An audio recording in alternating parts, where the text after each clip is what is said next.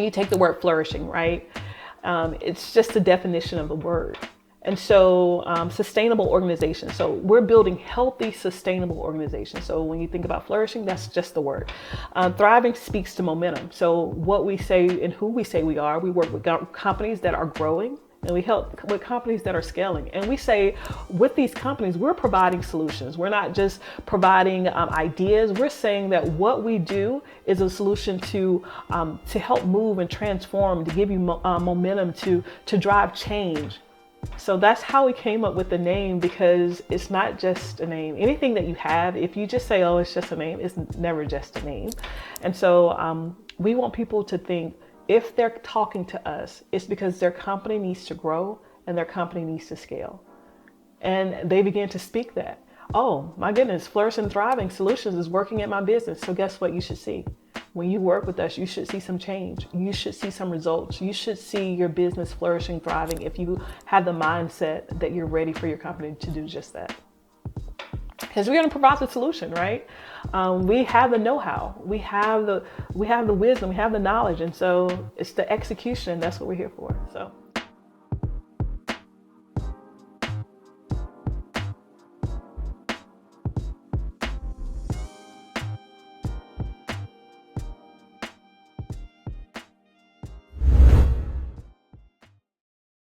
I would say my faith journey, as me taking it on and owning it for myself, happened when I was pregnant with my son at 17.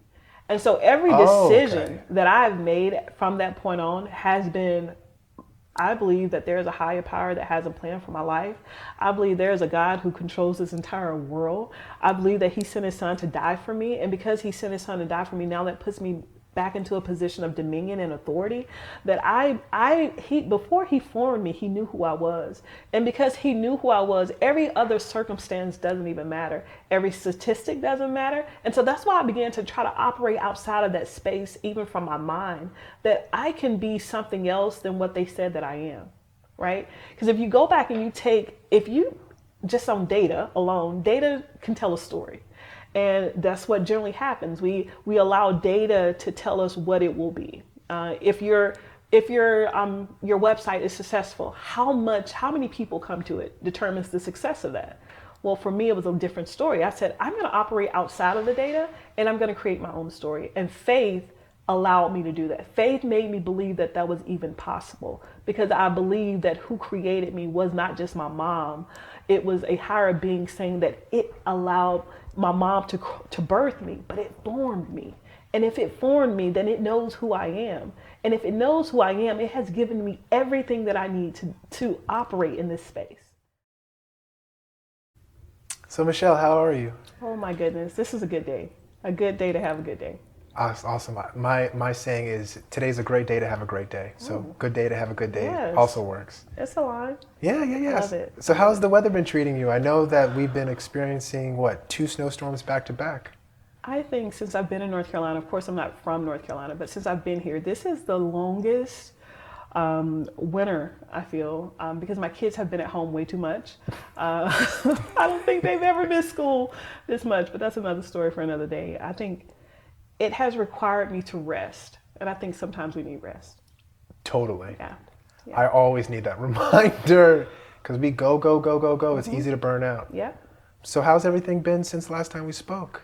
Oh my goodness, we're not on Zoom. We're not on Zoom. It's amazing to actually be right here with you, and I think life has been lifing, is what they say, but I think it has been lifing in a good way, where this is an opportunity that I get to talk to you and just tell you all the things that has been happening and how I've been able to get crystal clear on what I want to do, how I want to continue to impact the community in my gift, and how I can actually live that through this company.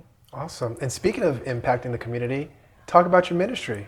Oh my goodness. So yeah, we are a church plant. We planted here in 2021. And so it's with my husband, and he's the lead pastor. And so we are really focused on, it's called Life Changes Church in C. And we just have a heart that God will be changing your story, my story. And as he changes your story, you'll impact your family, you'll then impact the community. And so that is our mission. We're here to have people to live a changed life through the power of the Holy Spirit. And so I'm excited. It has been a journey because I didn't think I would be starting a business. I thought I would still be in corporate America while we did our plant, but it has been one of the most, I don't know, I can't even put words to the feeling and the work that has been required to build a ministry, but also help build people. Not just build people. It's one thing to build a business and you're building the infrastructure of operations, but now you take that into, okay, operations is great, but now I got to worry and care for the soul, the spirit. That's a different weight.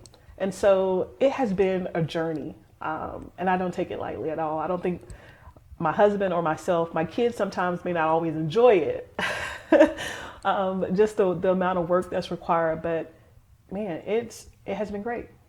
So you talked about a little bit about how you worked in corporate America, and of course you're a business owner. So what exactly led you to ministry? Led me to ministry. So it's so interesting. I actually want to tell you this story. There was a moment in my corporate career that I had moved to Louisville, Kentucky. And so I actually started off, and I've been in customer service for over 20 plus years, right? And so my original job was working in call centers. And I was kind of tapped on the shoulder to go and help build out a call center for a company. And during this time, I was building out, I was like, I love everything about business, but I just feel called to do so much more. So then I started school to become a chaplain. Crazy. I was like, okay, maybe I'll become a chaplain. But before I did this, I remember being on a business trip and in New Orleans, and I was just praying and saying, God, if there's so much more, is there something else for my life? Can you kind of show me? I love people and I love just caring for people. I can't do it in the way for corporate, because there's a lot, like HR, there are some boundaries, right? That you just can't do. If at church, I can give you a hug. There's no harm, no foul. I mean, of course, it's appropriate. But I can go visit people at the hospital. Like if you're my employee, maybe I can't go visit everybody at the hospital. You know, it's just different. So I was like, God, I just want to do something different. I was at my hotel and I was literally praying, and I got this call, and this lady said, I'm so sorry to call you last minute. Literally, it was like, she called me maybe like on a Friday, and this meeting would be on a Tuesday.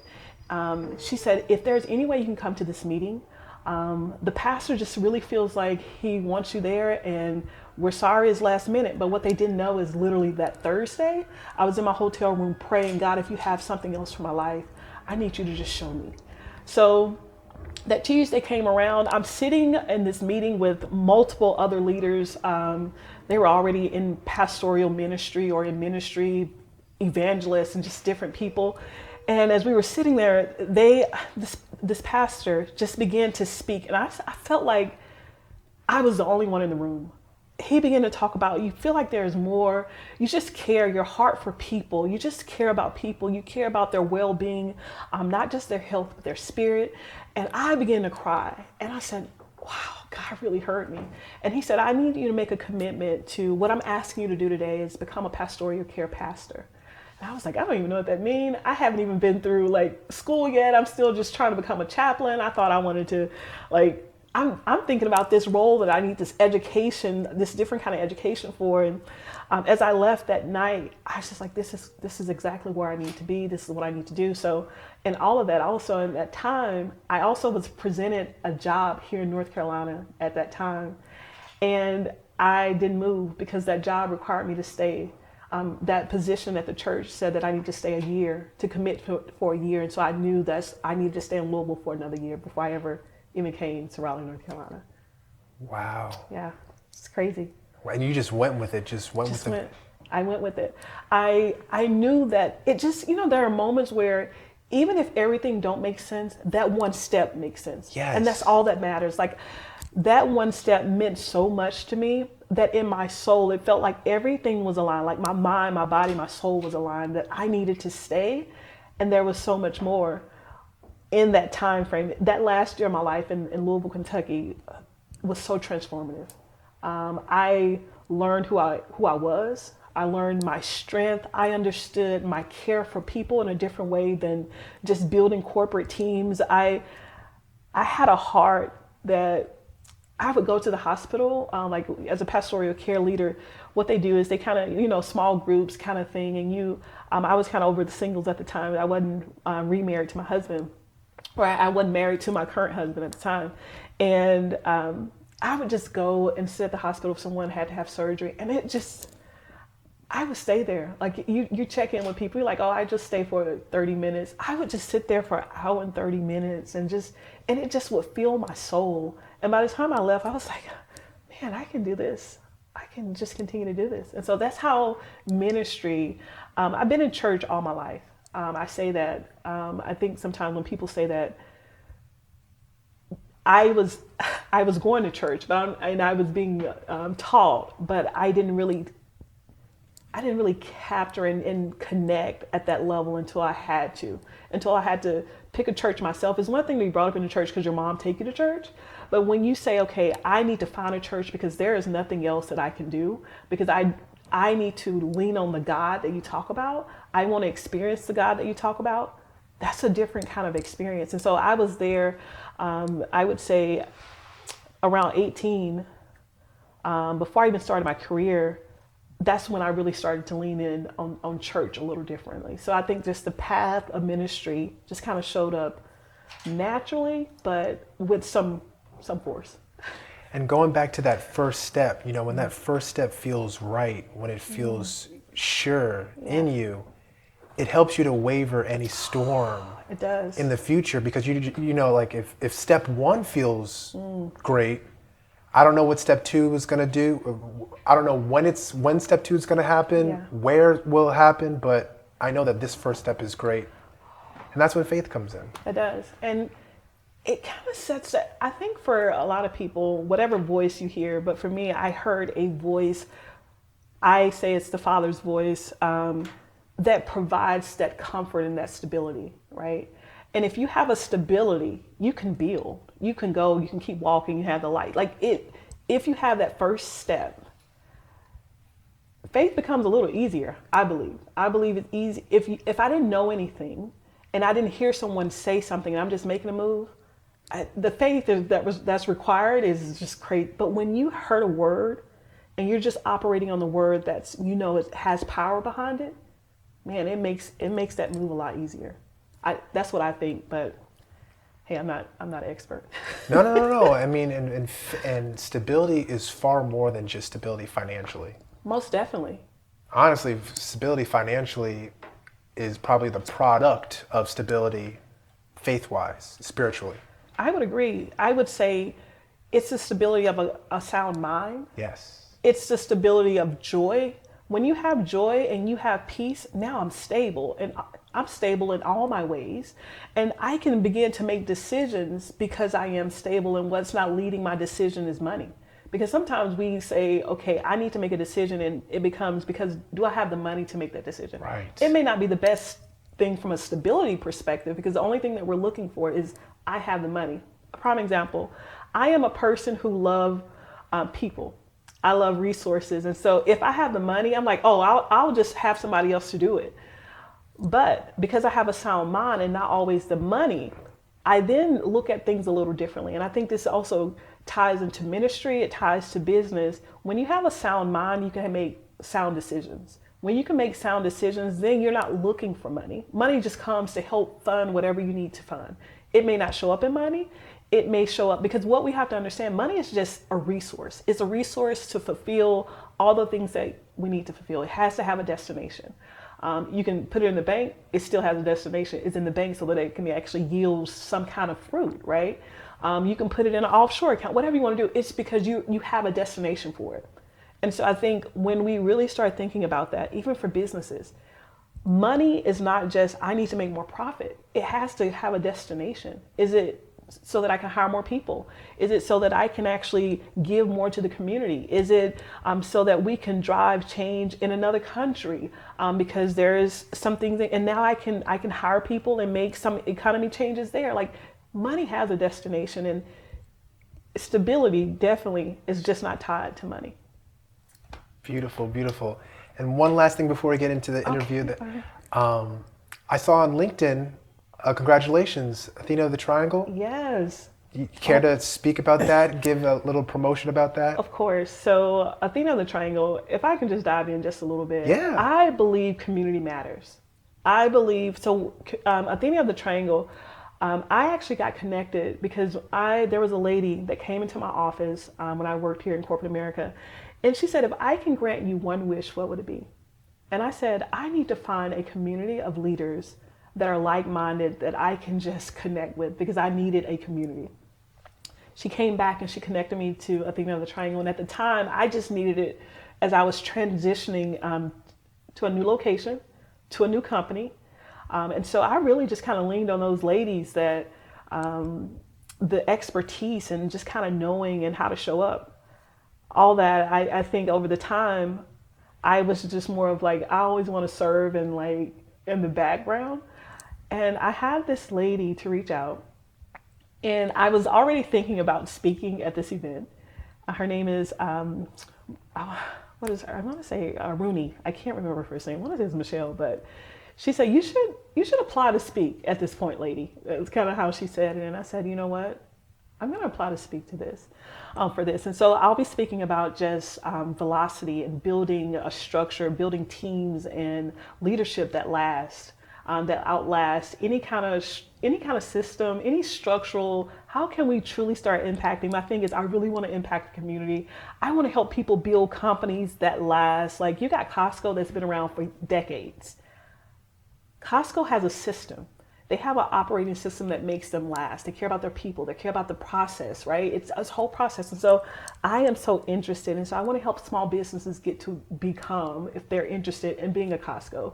It won't happen overnight, but it definitely will happen because now Costco, people say they love to work at Costco. It's like one of the best paying jobs in the community. They have a lot of, so all that to say, I get to speak at this conference and share some of the knowledge and wisdom from my business on how to really start thinking about your business to grow and to scale it.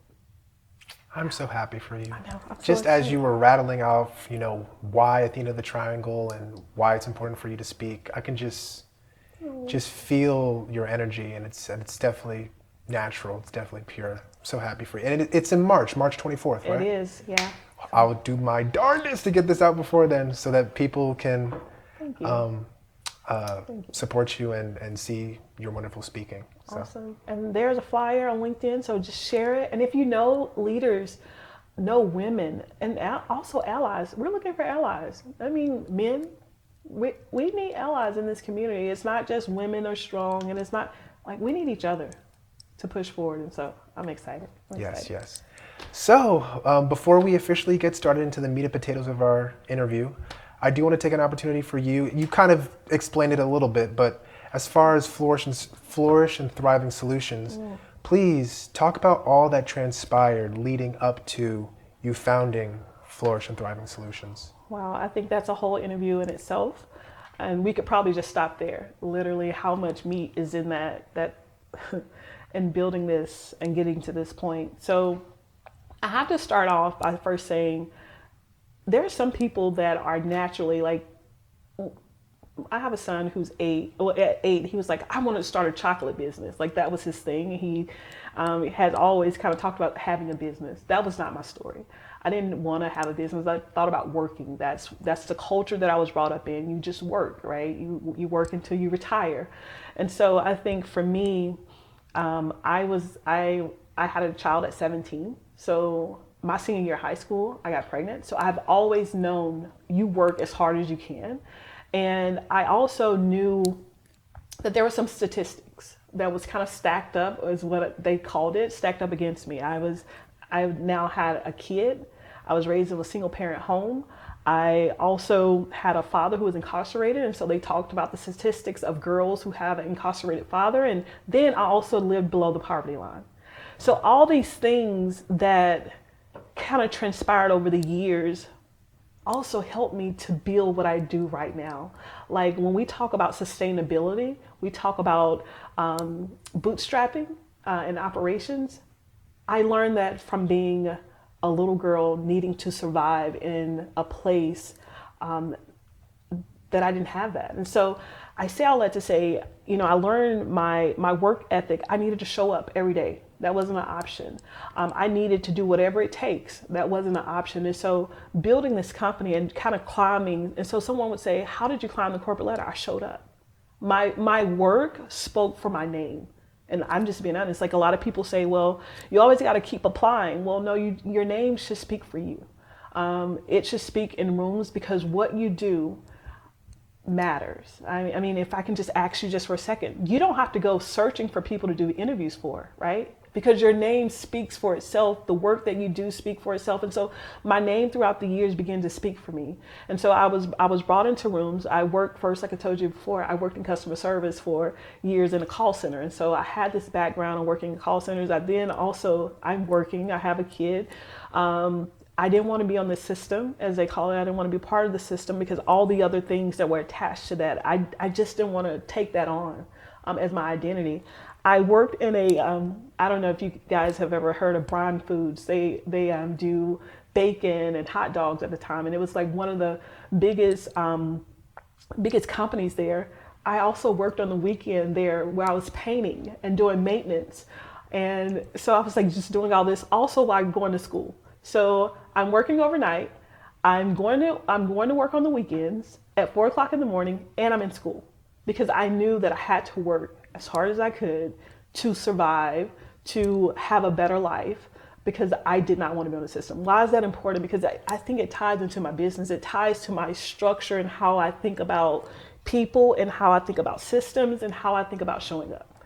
And so I say that I kind of went through corporate America and started working in customer service. I then climbed the ladder to really start working in fraud and working in customer experience and thinking about the entire experience and working with the manufacturing plants and thinking about how do we, the quality of products. How do you think about washing a t-shirt 10 times? Does it last? When does it start breaking? Just thinking about if we ship a product, if we ship this mug today, could it make it to its destination in the way that we're packaging? So I had so much experience and started gaining this level of experience where I didn't know that it would land me into operations until I was I won't say forced out, because I made the decision to leave my corporate job because sometimes environments are not the best for you to flourish. It could be the right people, but not necessarily the right environment. And so that was what it was for me. And so I decided to leave. I thought in leaving, I'll find another job because my name has always been great and I'm sure I'll just find something else. 3 months came. I didn't find anything. I think I applied to over 2,000 jobs. Wow. Even to the point I was like, I'm going to go to Starbucks and make coffee. Starbucks wouldn't even hire me. I was like, I'll work at Macy's and stock shelves. I'll work at Walmart. I don't care. I just need a job. And nobody would hire me. So I said, okay, well, what do I have in my hand? I have so much experience. I don't know how I'm going to use this experience, but I got to use it. And I started just saying, okay, I'm going to do some kind of consulting because I just got to use my brain. I don't know how to sing.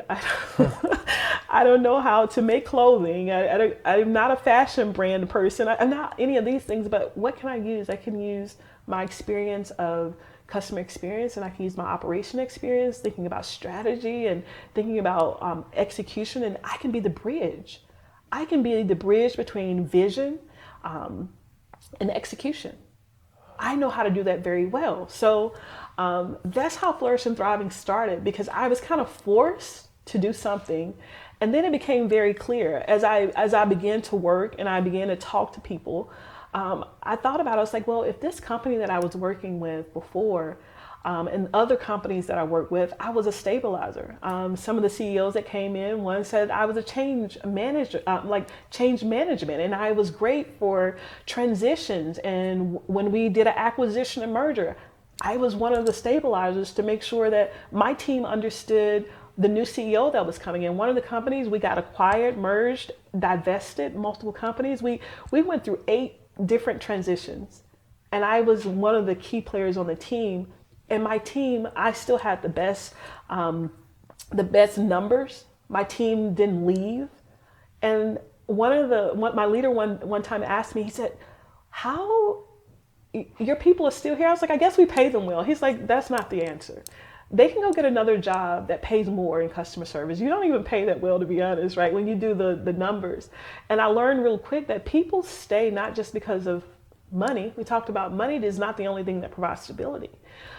They were staying because I was able to translate vision into our department, and they could see where they would fit in.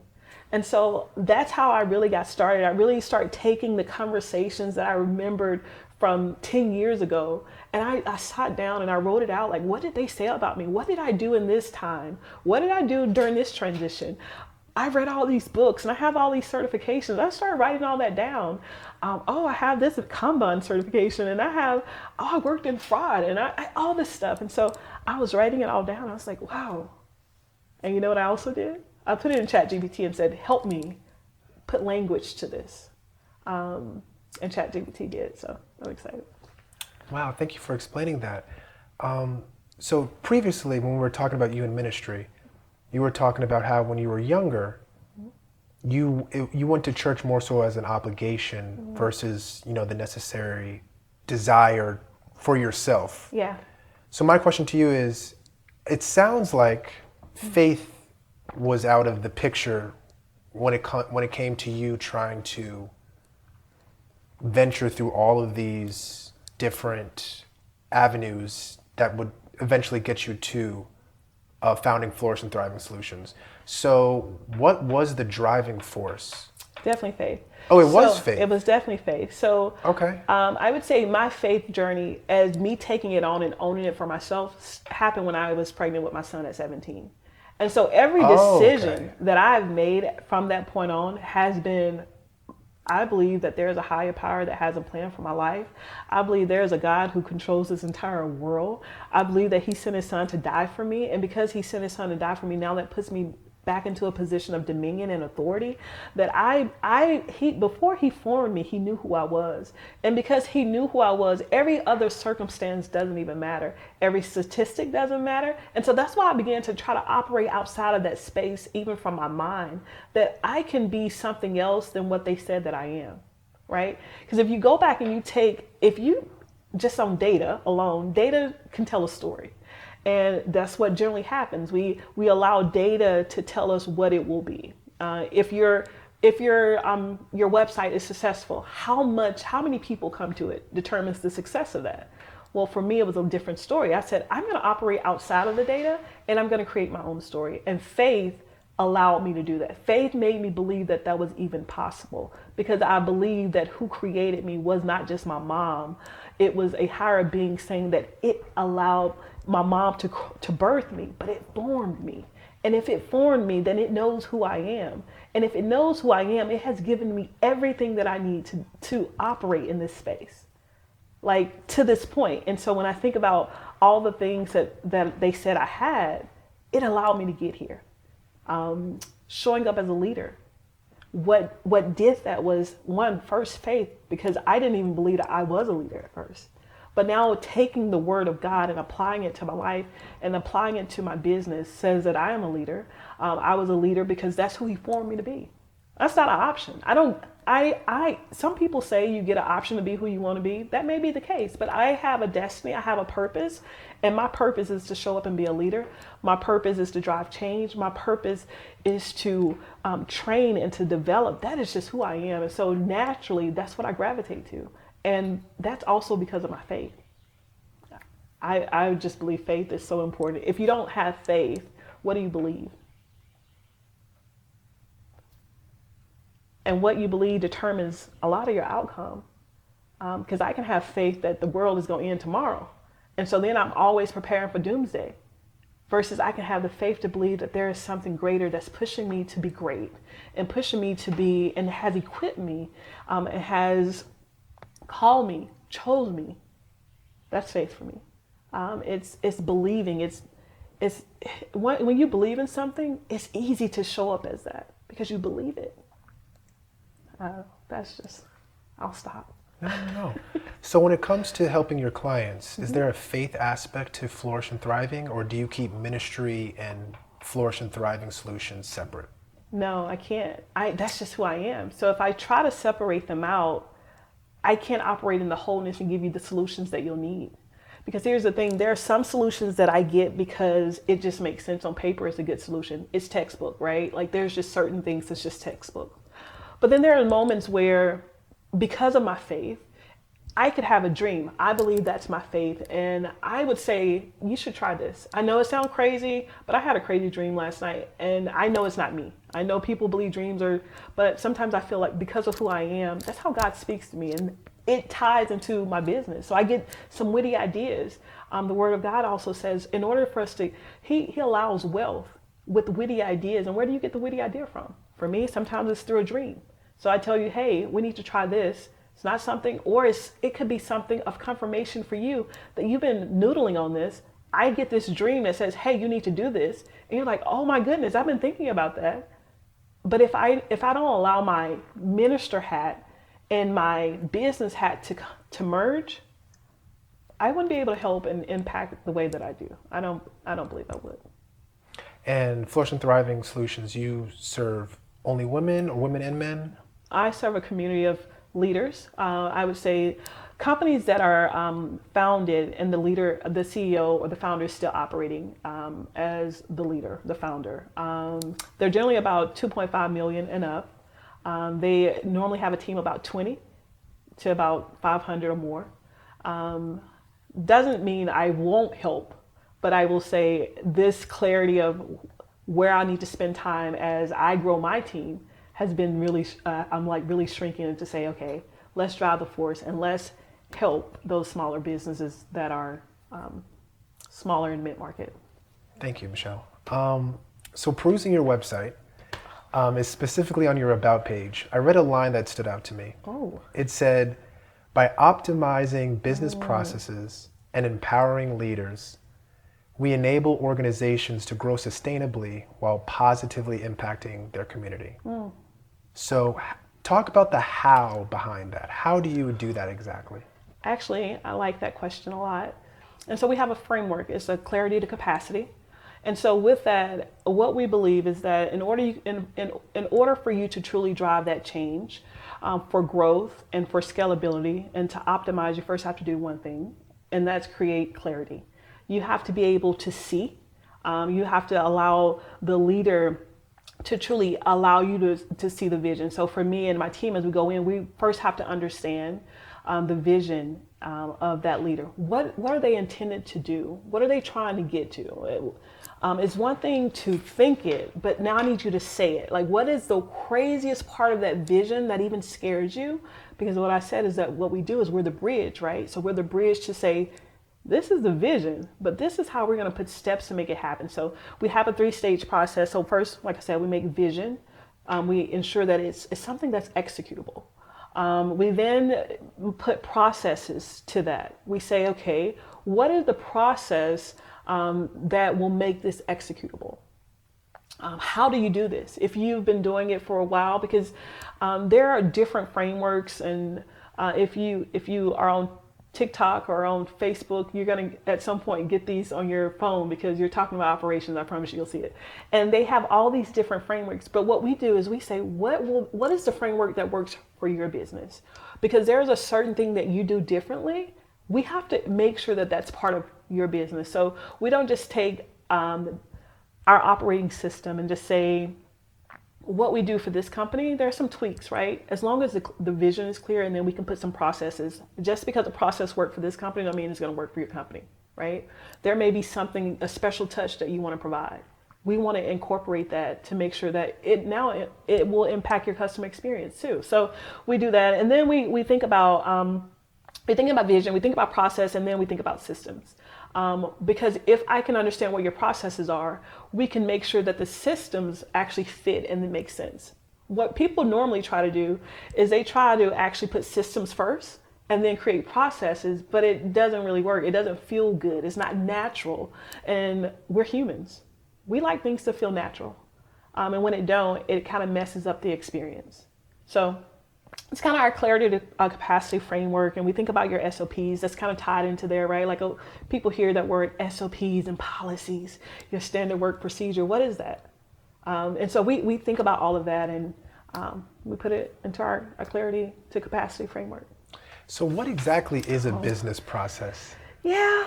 And why is business process management important? Yeah, I like that question. And I will say this, I'm going to come from two angles, if that's okay. One, as a business owner myself, one of the things that I know and I practice is saying you need a standard operating procedure. You need policies because what standard work is, how does this work happen consistently? No matter who does the work, it is what happens. That's standard work. That's the standard work. Your policies is what governs, right? Policies is how do we stay in line? That's like your HR stuff, right? Sometimes your HR policies, you get a handbook, right? The handbook is the policies of how the company navigates and what's important, the governance of the company, right? And so the standard work is no matter if I step away today, this particular work can still be done. If we need to hire someone tomorrow for the standard work, this is how we do that. And then we put standard work, and then we put processes in place. The processes is the cycle of it working. I'm going in this circle here. Sorry. And so it's how you, it's like it's the decision rights. Some people use playbooks. I want to use that word because some larger companies use playbooks, and playbook says, hey, this is kind of how we do it, but I'm going to give you the ability to think of how you want to do some things. This is the outcome, but how you kind of do that could be different. So it just depends on some companies. Some companies say we're small enough that I don't really want a standard work type of thing. It makes me feel too corporate-y. You'll hear that sometimes. And so the standard operating procedures really lock in the consistency, the decision rights, and also the best thing about it is accountability. Because sometimes once you start kind of growing and you begin to scale your business, you kind of need to know who has what lane. Some people call it swim lanes. Some people say, well, I know I'm responsible and I'm accountable for this, and so I need to make sure it happens. And so that standard work begins to really play a part. When you're a solopreneur, you're the only person doing it. And I'm not saying it's not important, but it's different because you're moving at lightning speed. So you can change a process just like this because it's you performing it. You know what you are looking for. Once you start growing past that point, it's not just you, because as a solopreneur, who's accountable? You are. Who's responsible for all things? You are. So it's a little different, right? But once you start growing and now you got to hire people to do what you know drives your customers, make your customers feel good. You need a process for that, right? Because they are not in your brain. They don't know what that process is and what you built. Like if somebody came in today to say, we want to do a segment just like you on how you do it, what would you do? Do you have a process in this? Of course you do, right? You would say, well, yeah, I set up 4 cameras, and they have to be at a 45-degree angle. One has to be at a 90-degree angle. One has to be that's process, right? And the standard of what happens even after someone comes in, what's important. We have everyone to check this. We offer water. Like all of that matters when you're building something that lasts. And so when you're thinking about standard processes, the processes is truly the flow before you optimize anything. And so that's sometimes the key that most people miss. They want to optimize, but they haven't developed the true process and understood what's behind the process. I thought that was very understandable. So a business process is a playbook, a manual, basically a script to how you are able to produce what you produce. So like for a restaurant, I'm sure they have a process. Yeah. This is how we produce 500 pizzas a day. We keep the oven running 500 degrees Fahrenheit. Yep. At least minimum 4 to 5 pizzas in the oven at a time. Takes 20 minutes. Yep. So that when they want to expand, doesn't matter if they have a pizza shop in Raleigh, Cary, doesn't matter anywhere around the world, as long as you follow that process, if you have the clientele, you'll be able to produce those results. Yeah. And I like the word standard because what that says is this is the baseline of how we do what we do. This is at the lowest level to get the results that we need to get every time. This is the standard, right? And so when people operate outside that standard or outside that process, what it then says is, I will not get the results that I'm looking for every time. Because this is the basic. Now you can do more, right? But then that's going to impact some things too. But this is the basic. This is the base of what we do. This is just the standard. And I think sometimes we miss that. We're like, oh, well, I don't need that. Well, they need to know what is the base of your performance and how you are able to deliver what you do. So as far as process improvement goes, how do you go about that? So you start with the playbook, and then you add a little bit over time? Yeah. You kind of like push the needle little bit by little? How does that go? You definitely make those changes. And sometimes you pressure test it, right? You pressure test, but also over time, what you'll learn is that they need to be readjusted, right? The same standard doesn't work for this particular customer base. I need to, it's the standard, but now I need to tweak it. Where we may have moved, and the building now that we moved to requires something different. The setup requires something different. So I take what we originally had and I see what doesn't work. I see where there's some opportunity to improve 10%, or I tie in, just because you can make a change don't mean it's a good change, right? What will it impact, and will it provide a positive outcome, an outcome that's helpful for the people and also helpful? Can we measure it, and does it drive profit? Does it drive revenue? Does it decrease costs? Like, there are so many things that sometimes we're like, oh, I can just do this. It's going to help. Well, how do we know it's worth changing it, right? Like, sometimes people say, well, this is how we always done it. That's not always bad, because that statement can mean, well, we know that this will give me the results at the base. If we're not looking to improve it, then they'll start tweaking at it.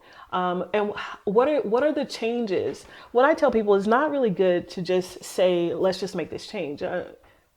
What are we trying to do? Are we trying to improve by 1%? Are we trying to improve by 10%? What is this change going to do for us? It's kind of return on investment, right? So that process also does that. It's a return on investment by improving our process.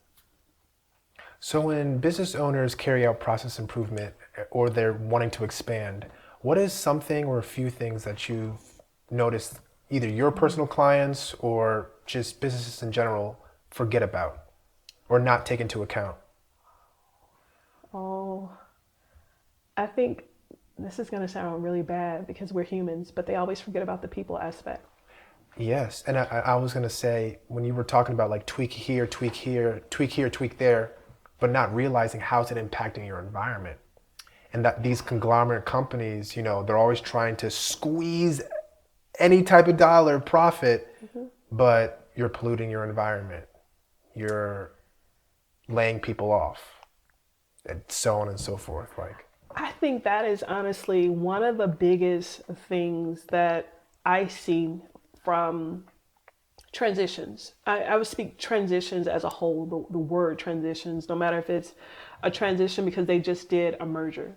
They transition because they did an acquisition. They transition because they did they made some company changes on direction, right? The biggest part of that, I will say, is definitely people.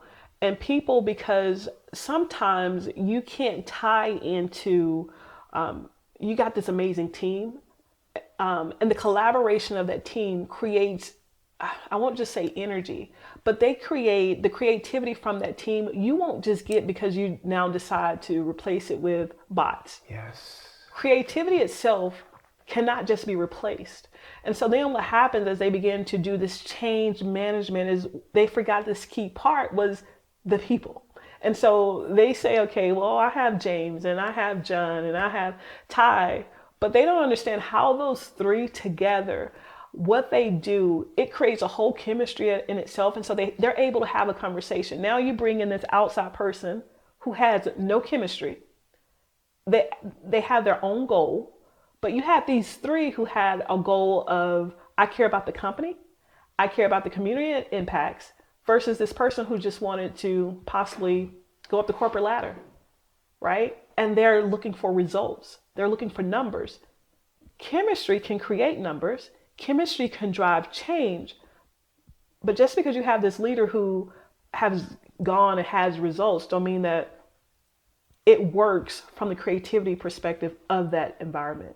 And I think that is honestly one of the biggest things that I see for companies that are looking for transitions and looking to grow and to scale is the missing aspect of people and their skill, people and their leadership ability, people and the timing, where, for instance, you could have been in a company for 10 years, and you could have had the same leader. And on paper, it looks like you don't want to move, but you have leadership skills that no one truly have tapped into. So now we're going to take someone else from the street that have leadership skills, but they don't have the knowledge of the company. Now it's going to take us a lot longer to get to where we need to be, because although you haven't been in that spot, but it also could be because we didn't have the right leader leading you to cultivate you. And so there is just so much that I see companies missing when it comes to the transitions, into getting the people, getting them to where they need to be, because they have a program or a system that pours back into not only their community, but their employees.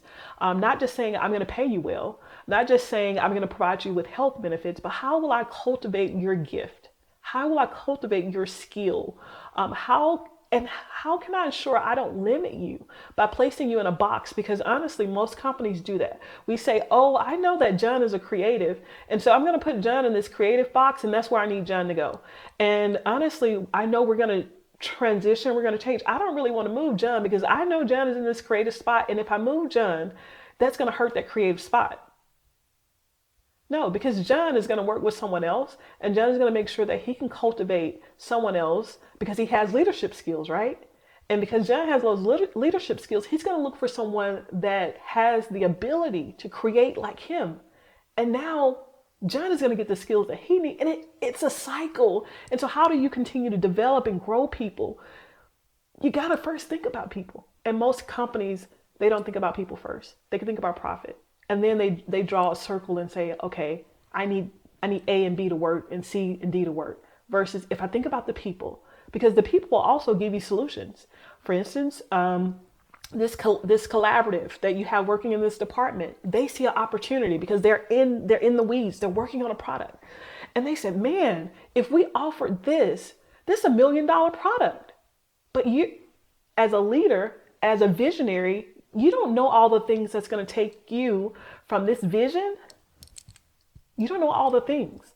And so that's why it's so important to allow people to help you carry the vision. The Word of God says you got to write it, make it plain. And when you write it and make it plain, others can run with it, right? And so that's even in business. You ask me, how do I have to correlate them, because it says someone will be able to run with it. Who is the someone? A person. Someone else now can make this vision what I want it to be.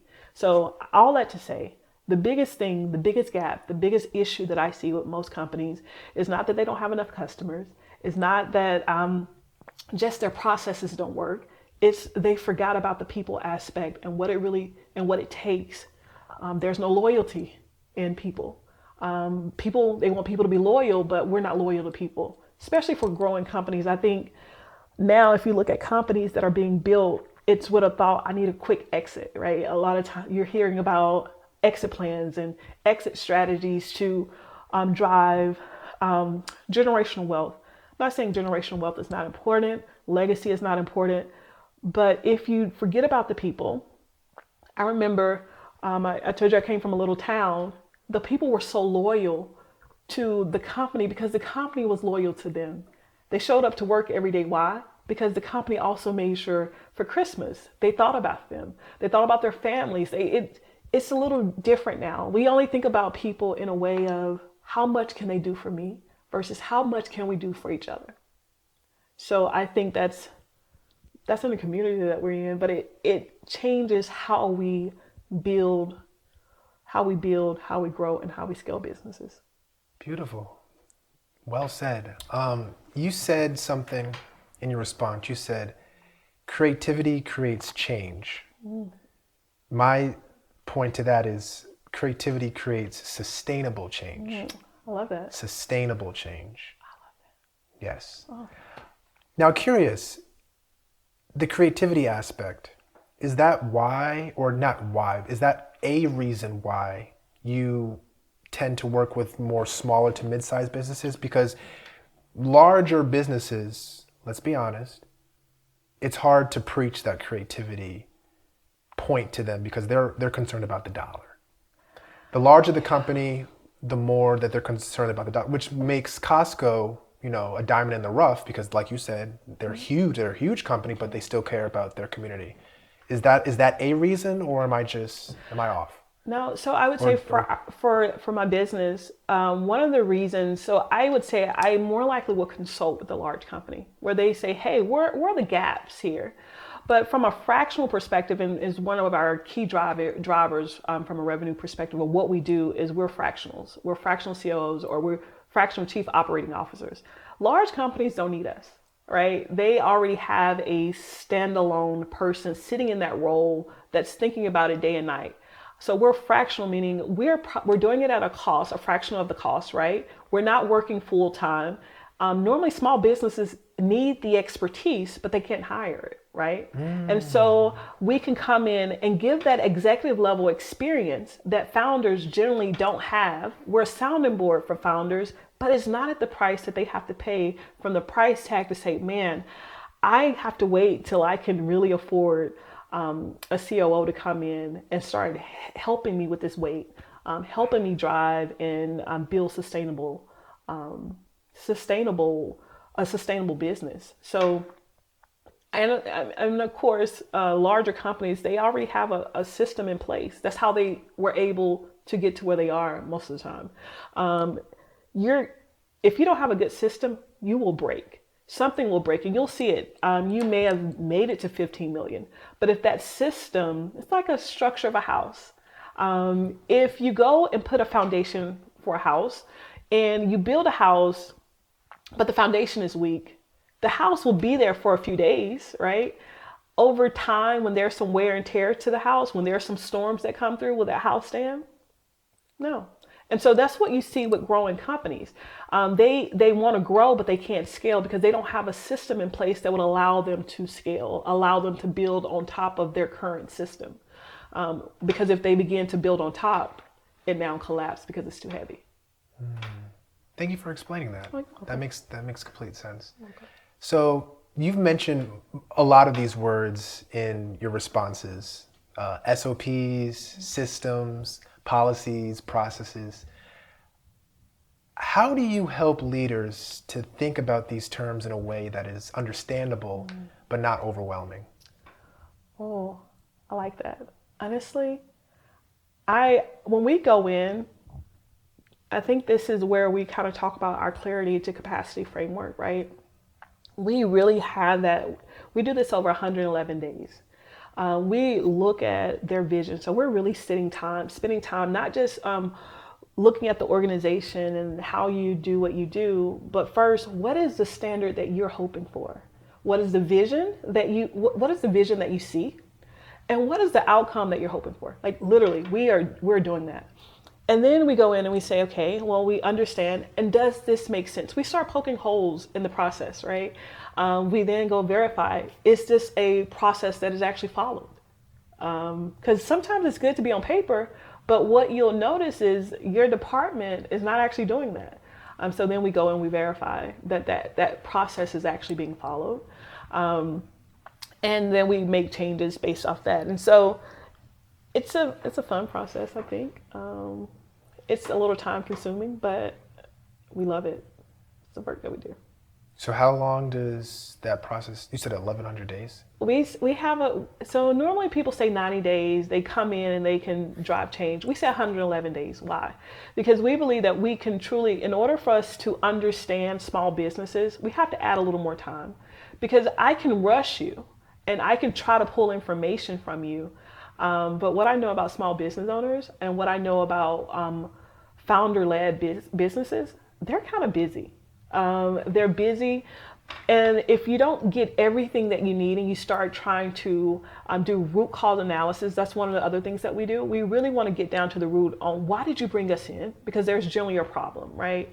Not necessarily a problem where you're not growing, a problem where you say, you know what, I may not have the right people in the right seat, why not? I may not have the best process in this department. Why not? Or maybe my revenue, I have enough revenue. I don't understand why my cash flow is not working. And I have a financial team, right? What is it? So it's really, we take about 111 days is our signature thing for time, so that we can truly understand what's really happening behind the scenes and not rush the leader, not rush the team to get us information and something falls through the crack. So 1,100 days to strictly understand what you're dealing with. Well, 21 days for us to understand.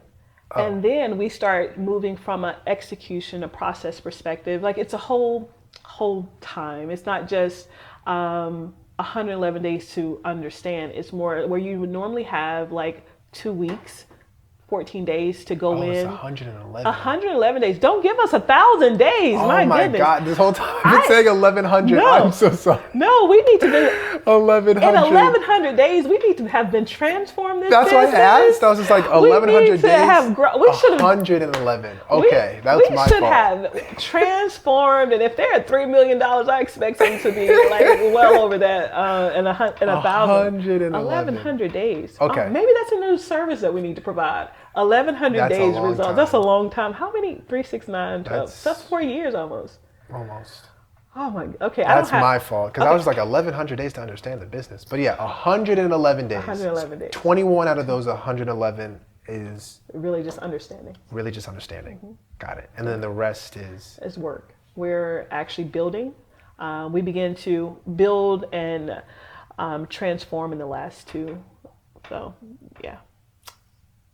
Okay, so what, the 90 days? 90 days that's you're gonna show some type of result. Yeah, most definitely. 90 to and the longer after 90 days is making sure that it begins to stick, right?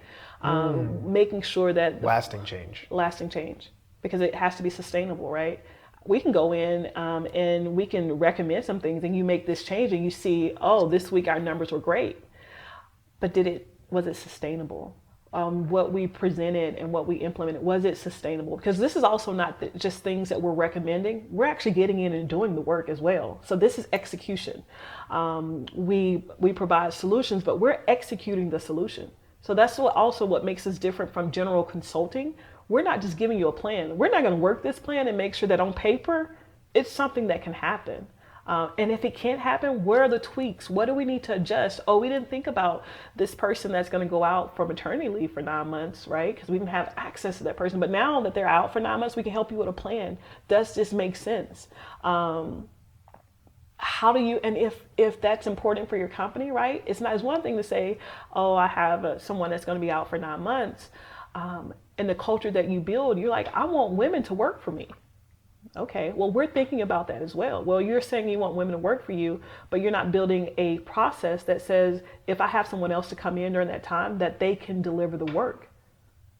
So it's all those things that, it's not just saying, can it work? It's when all those other things that are thrown in, the little monkey wrenches, right?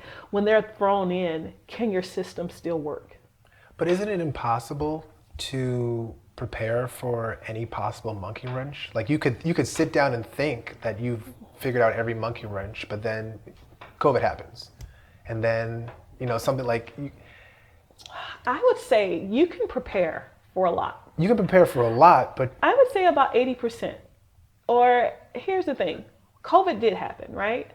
But we should have all been already preparing for a COVID-like situation anyway. So it may not be the name that you're preparing for, but it's the situation that comes.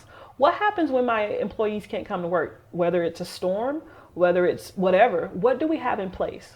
It's risk, right? What do we have in place that says, I can only do work in this one environment. I haven't thought about a contingency plan. Like there is just some things that we have to get out the way of saying, we can't prepare for it. No, we can prepare. For instance, I worked in customer service space for a while. And so when COVID happened, we had already begun to make some of the changes that was needed for our team to work from home, right? Certain positions, of course, you can't work from home. You can't do surgery from the house. Sorry. So of course, those things you need to think about. Like, okay, well, if something happens and we only can do emergency surgeries, what does that look like? So it's still, you can't plan for everything, but you should have thought about a plan for most of the most important things that really drive, you drive the economy, drive your company. So no, you can't plan for 100%, but we can plan for a lot of it. I agree. I do. You can't plan for most of it, especially if you're experienced like yourself. Yeah. So after those 111 days, so how do I say this? After those 111 days, do you back off? Yeah. Okay, because, that is your, how do I say this? Well, we can work in a retainer, right? So we can back off, but the goal is that they won't need outside help as long. But what we do is we can also continue to work with you if you haven't found anyone where you can bring in just yet, right? So you're like an interim. We're like an interim, yeah.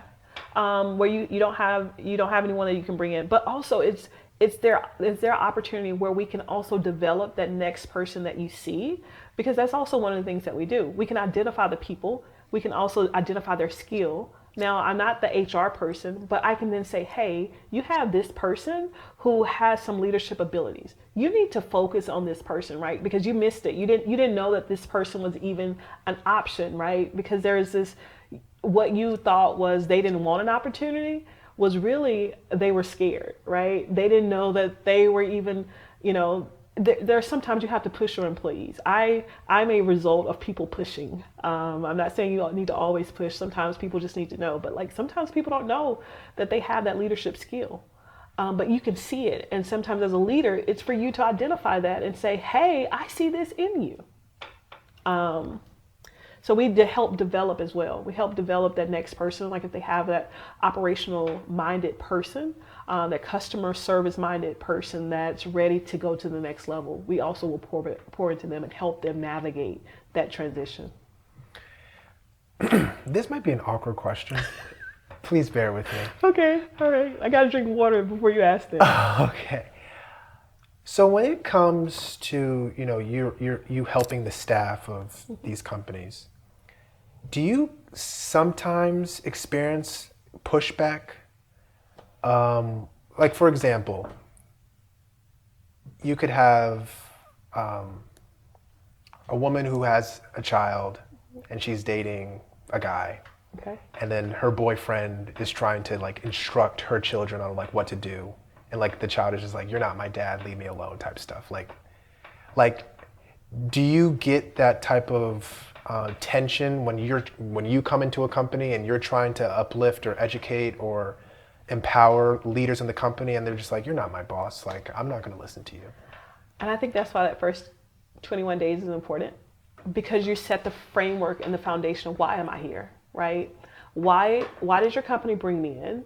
What part of the vision am I here to help you execute, right? I'm not here to make your life hard. I'm here to make your life better.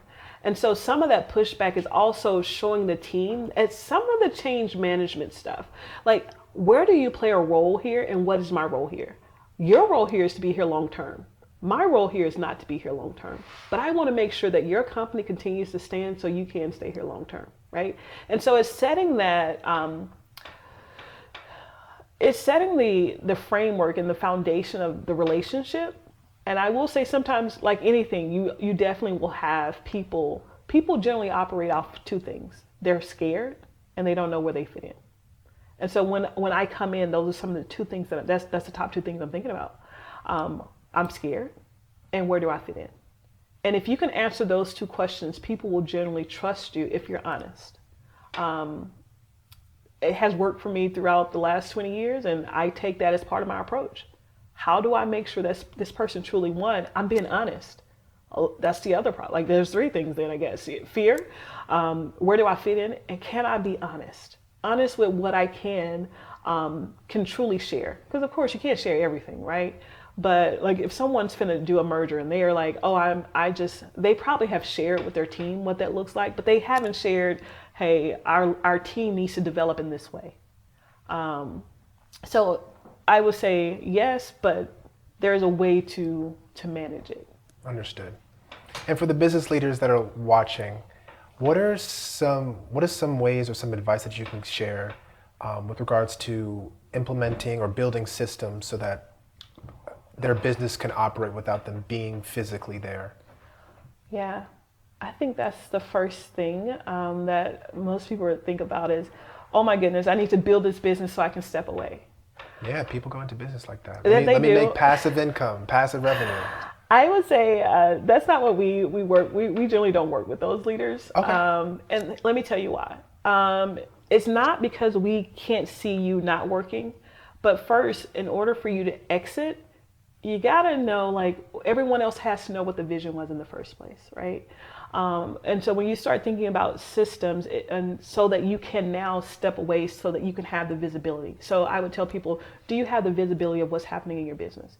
There's KPIs, right? Key metrics that you should be looking at. Not just you, but for any leaders. So does your leaders have the numbers, the data that they need so that they can make decisions? If you don't have another decision maker, then you can't step away. So now have you actually hired people that's capable of doing what you do in those capacities, right? I think sometimes people are like, oh my God, I don't want to hire someone else. You need to hire people that are smart. People that know what you don't know, and they can perform it even at a faster speed than you. For me, like, media is not my thing. I can do it. Can I do the work? Yes. But does it make sense for me to do it? No, it's going to take me 20 hours to create a flyer. When someone that's creative and that's the side of the brain that they're using, it takes them 10 minutes. So now I'm out using the right, is that right from a right time perspective? So I would say just really getting really clear on vision, getting the expected outcome, the people and the skills that's required. That's really important. What are the skills that you have? Because that's how you built the business, right? What's required for you to get past where you currently are? What skills? Who are the people? Because you'll see companies built different ways. Not every company is the same, because sometimes the leader who actually built the business had a level in expertise. And so in order for them to start building, they start bringing in first the people, the things that they really don't do well, right? That's really sitting down and making a list. Then begin hiring those people and making sure it's a good hire. And not just hiring friends. And if you do hire friends, make sure that that's their skill set. I think a lot of it just goes back to skill set, because your friends may have a good skill and they may be able to do some work. But is it like, don't put your friend in the bookkeeping position if they can make flyers. Like, it don't make sense, right? And so I would say just making sure the right people are in the right place. And then once you do that, it now allows you to step back, right? Because now there's decisions that are being made without you being the bottleneck as a leader, because you're the only person that can think. You're the only person that provides solutions. It's clear on what they need to do. So the company is not being drifted in a way that you're like, that's not what I saw this company being, right? They can stay the course because it's clear of what's out there. And then you have the right people that's driving it. And in every position. So I think that's what I would say. If you say, I really want to be able to step back, that's what I would ask you. And I know that you don't specialize in this, but if you are working towards stepping back, that should be something that should be something that you're working on probably day one. Day one. It can't be 10 years down the road and you're like, oh, I want to step away. Well, you've built, the company has depended on you. And so now to be able to do those things, to get that knowledge out of your brain, right, get it on paper, all that, even just simple things like access to systems. Right. Who else has access to the systems? Oh, it's all in everything is coming to you. Oh, okay. So like, it's just, if you want to step away, I would definitely say, start with that mindset from the very beginning. I am building a sustainable business.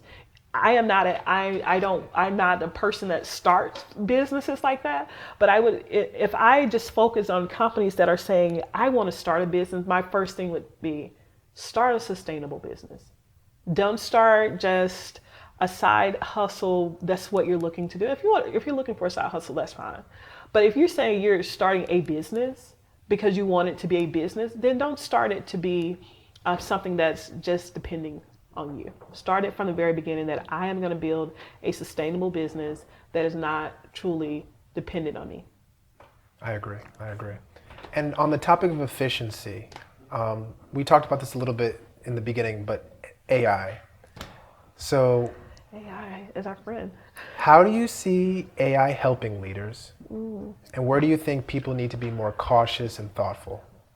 I think AI is very helpful, actually. I think AI brings language to leaders who already has knowledge, right? Sometimes it helps with efficiency from a speed perspective. Now I can get there a little faster, especially if you're a solopreneur, right? You may not have that person to bounce those ideas off of. And so you're using AI as a thought, like kind of like a thinking partner. I think AI is great as a thinking partner.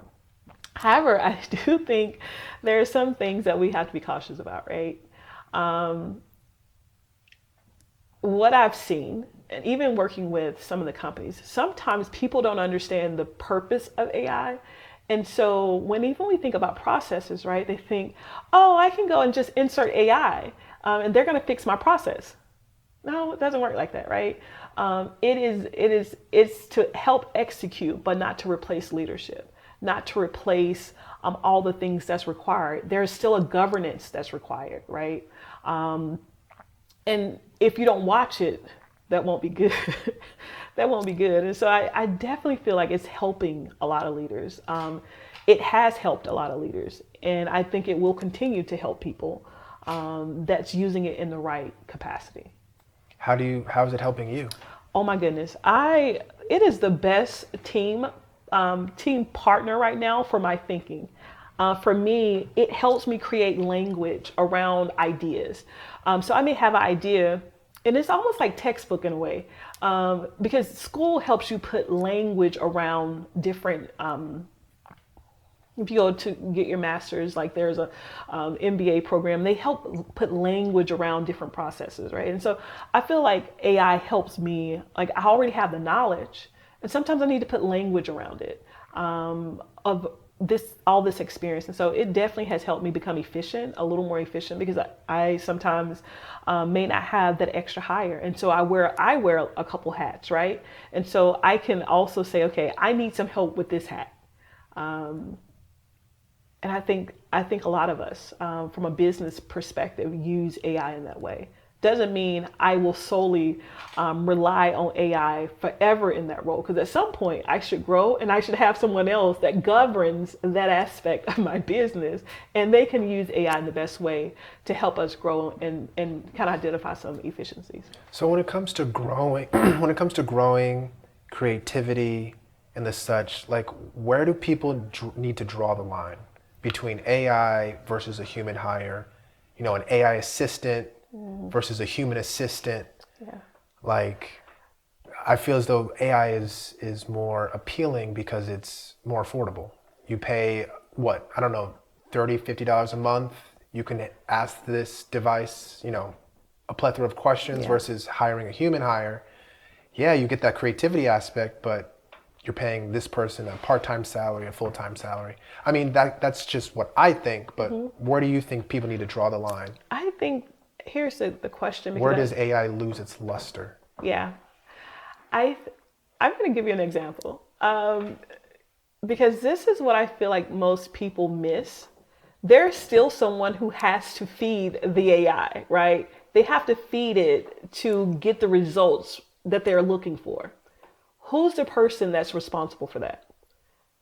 At some point, if it's you, the business owner, now you're losing time, right? Because time is important. You only get 24 hours, right?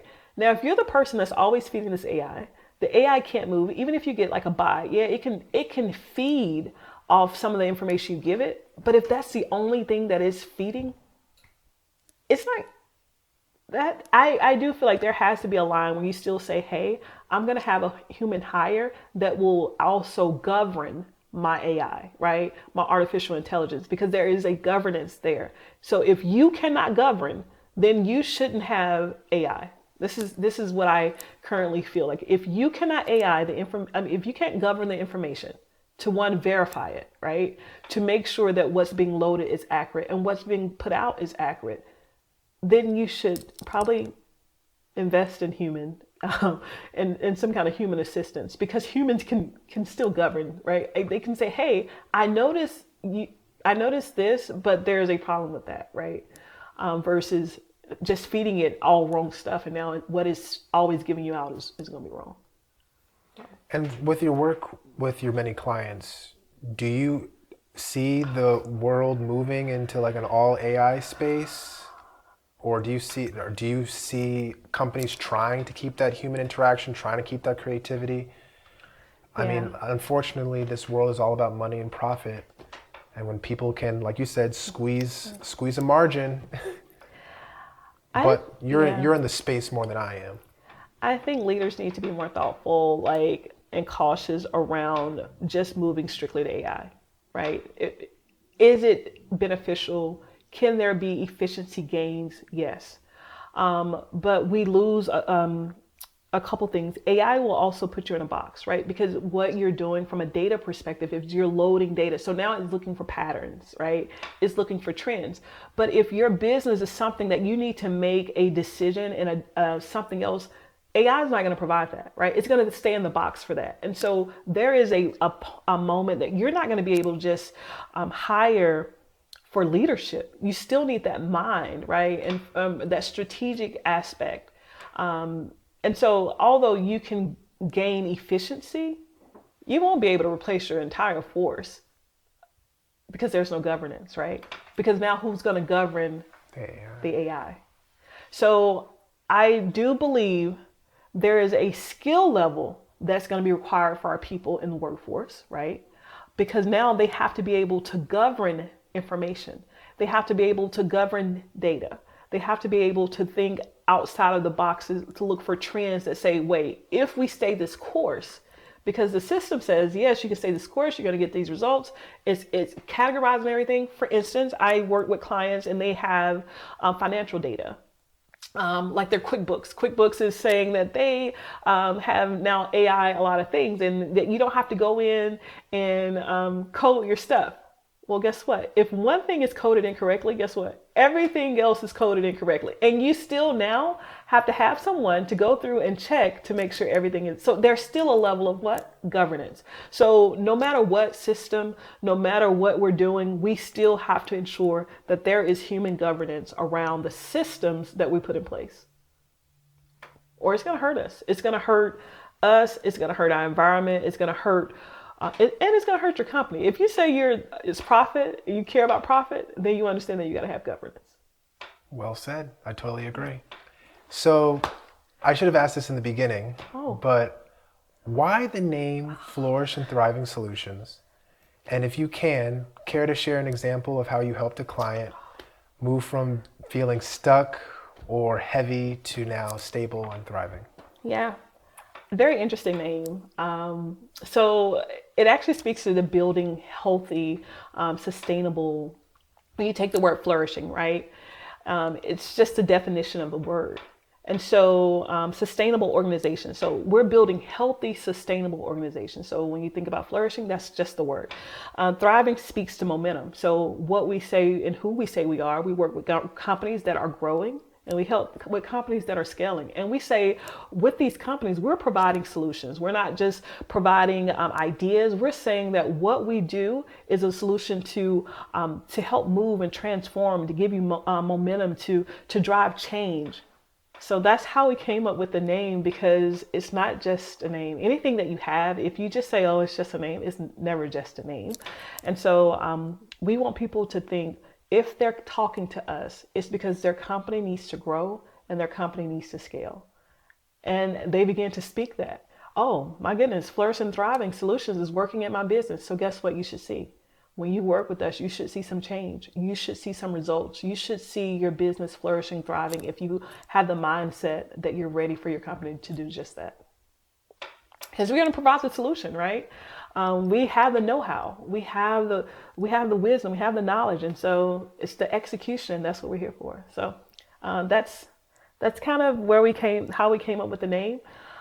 If I could talk about some companies that we work with, I won't call out any particular company in particular, but I'm going to just kind of talk about overall, kind of what we've seen from moving them to a place, because I think that's important. Because when people say, "Can I be in that?" Like, am I in this place of heavy? Or I would say what we see when we first come in is people are like, I can't make this higher.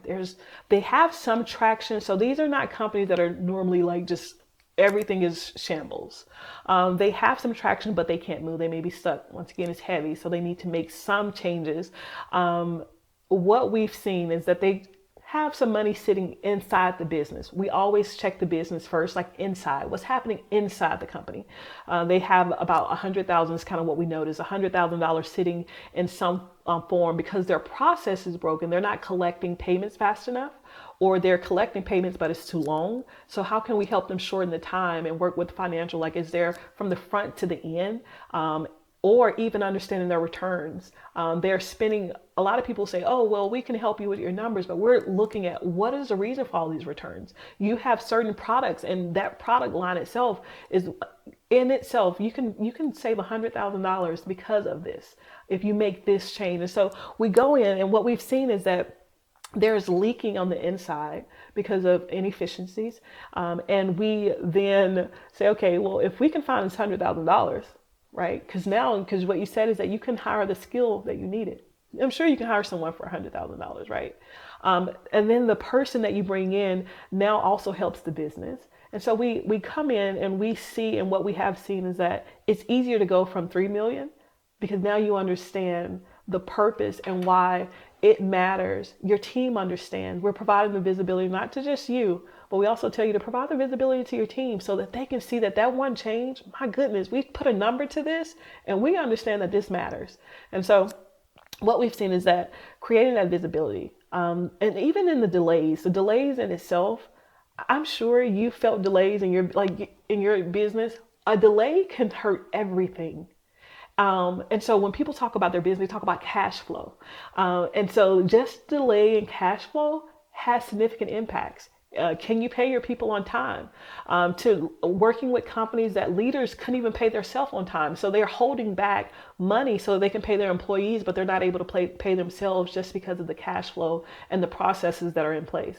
So we're able to say, hey, now, even if it's just as a leader, now you can pay yourself also consistently, and you're not holding back. Or what a lot of people don't even understand about businesses, just because they're $3 million, that sometimes those leaders are calling someone else to say, man, I need to hold over. Can you, I'm going to say spot. Can you spot me some money so I can cover payroll? But when you're able, and if you don't know that just because you're working in the business, you don't know all the things that's happening behind the closed doors and what they're doing. When we can come in and say, now you can actually make your payroll and not question, do I need to call somebody else to make that payroll? If you're employing 10 to 100 people, or 20 to 100 people, that's not small payroll. That's important. And so just us being able to step in and help them from a process perspective, an efficiency perspective, where we can just squeeze that first $100,000, it matters. Wow. So how does your crazy faith list with regards to Flourish and Thriving Solutions, how does your 2026 crazy faith list differ from your 2025 crazy faith list? Oh my goodness. That is so good. I think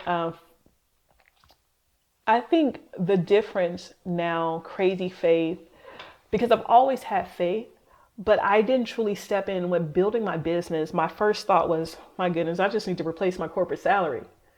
That's the difference now. It's no longer about just replacing a corporate salary and just hiring someone to help me.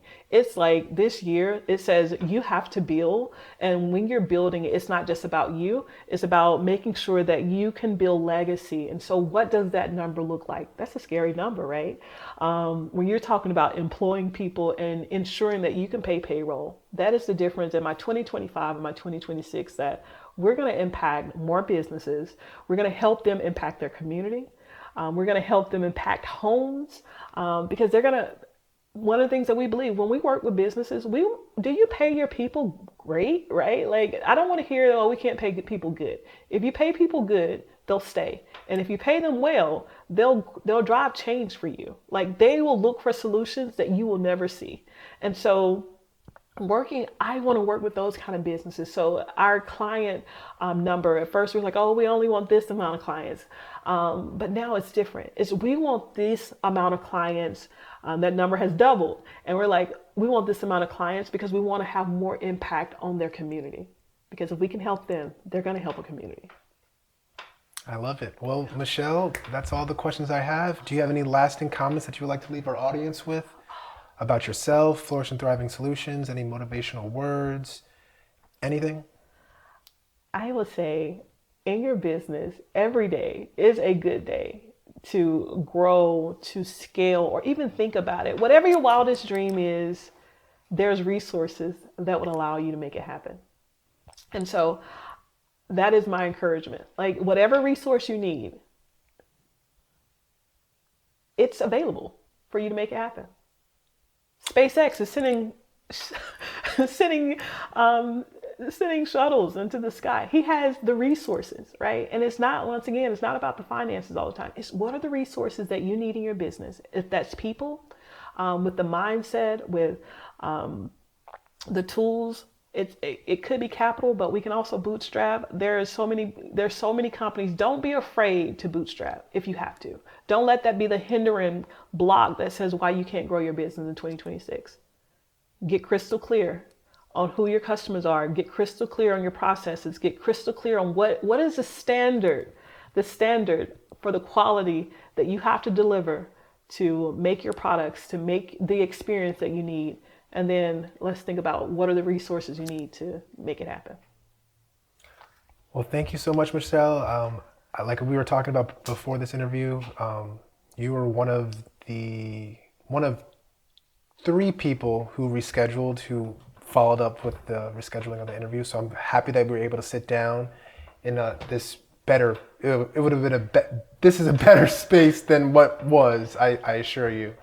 But yeah, thank you for driving down from Wake Forest to come and sit down and talk with me. I do appreciate that. Thank you. And I enjoyed learning this side of you. I mean, of course, we've met multiple times before, but to sit down and strictly talk about Flourish and Thriving Solutions and not, update from me and update from you, which is fine. It has its purpose. Yeah.